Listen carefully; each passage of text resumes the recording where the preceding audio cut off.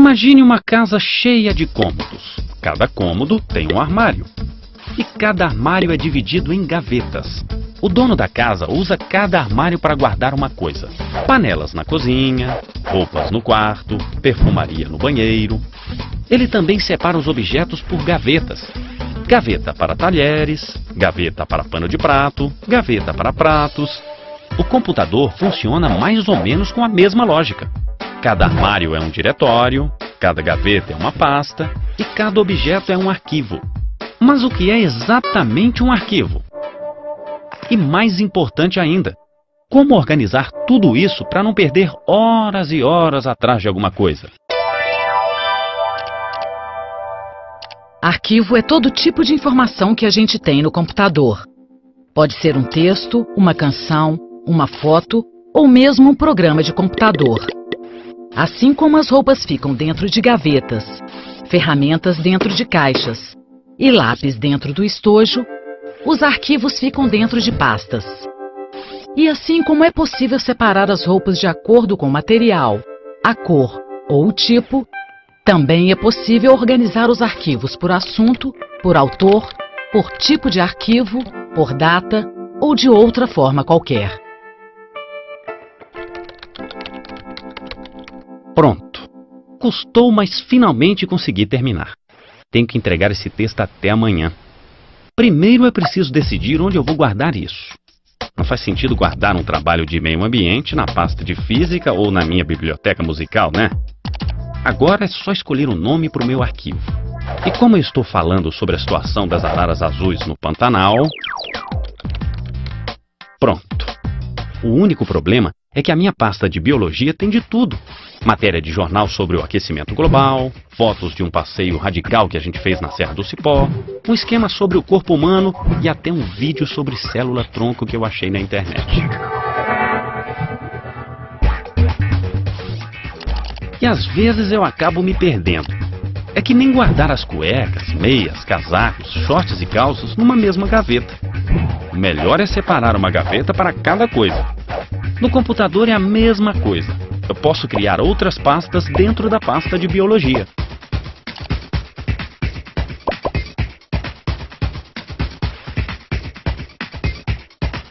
Eu posso apagar, mudar o nome, transferir um arquivo de um lugar para o outro. Para isso eu uso o gerenciador de arquivos. Um gerenciador de arquivos é um programa ou software. Como o nome indica, o gerenciador de arquivos serve para gerenciar os arquivos de um computador. Uma boa parte dos arquivos fica no disco rígido, também conhecido como HD. O HD funciona como um grande armário. E assim como um armário pode ser dividido em compartimentos independentes, o HD também pode ser dividido em partes independentes. Cada parte do HD costuma ser batizada com a letra do alfabeto, seguida de 2 pontos. O usuário pode guardar os arquivos pessoais em uma parte e os programas em outra. Se uma das partes tiver um problema, a outra não será afetada. E assim como é possível usar caixas e baús para organizar e transferir objetos de um lugar para o outro, é possível usar equipamentos externos para guardar e transferir arquivos de um computador para o outro. Eu vou usar esse pendrive para gravar o meu trabalho sobre as araras azuis.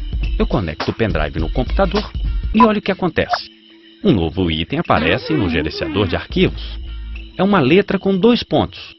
O computador costuma identificar dessa forma tanto os diretórios que estão no HD, como os pendrives, o CD ou mesmo o celular. Eu posso passar arquivos do meu computador para o pendrive ou o contrário. E ao desconectar, a letrinha com os 2 pontos desaparece. Sinal de que o meu pendrive não está mais conectado. A mesma coisa acontece ao conectar um CD, um DVD, um celular, uma câmera fotográfica, um aparelho MP3 ou uma memória externa. Todos esses equipamentos funcionam como caixas para guardar ou transferir coisas de um lugar para outro. Algumas caixas só aceitam alguns tipos de arquivos.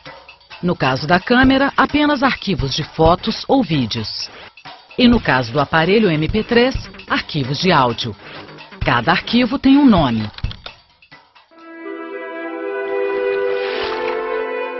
Assim como os pais escolhem os nomes dos filhos, o autor define o nome do arquivo.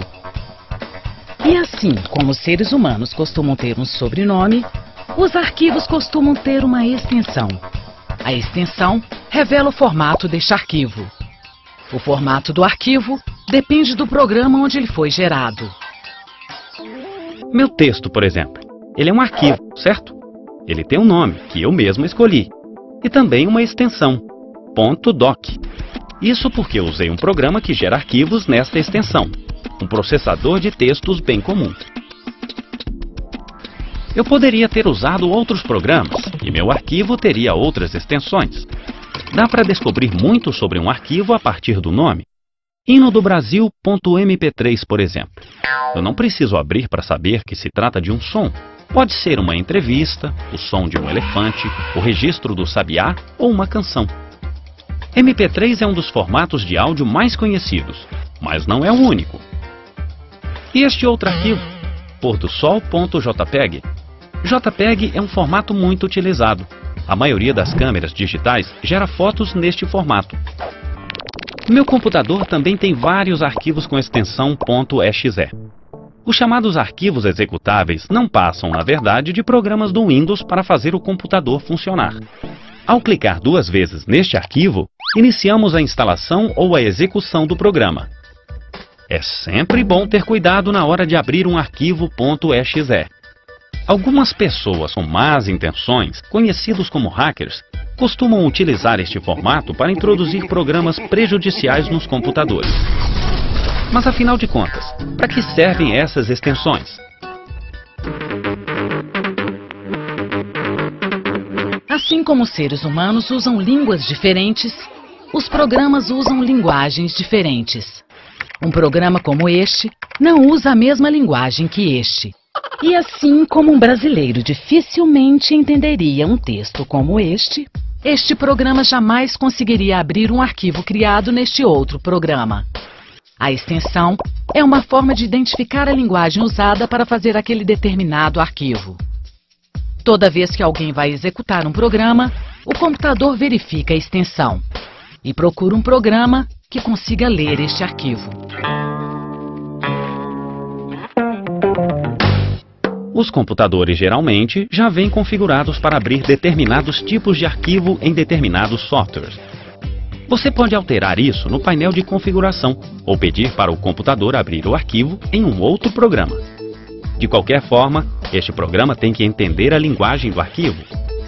Quando eu clico no nome do meu arquivo, aqui no gerenciador de arquivos, ele abre o arquivo diretamente neste editor de texto, porque o meu computador já foi programado para abrir este arquivo neste formato. Mas eu poderia ter usado outros formatos, o formato .txt, por exemplo. Eles podem ser abertos em qualquer processador de textos. Por isso, este formato é considerado universal. Assim como um armário pode servir para guardar objetos diversos, o HD do computador também costuma ter arquivos de todos os tipos.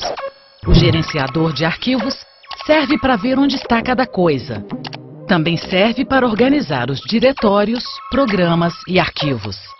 Manter o HD organizado é mais ou menos como manter o armário arrumado.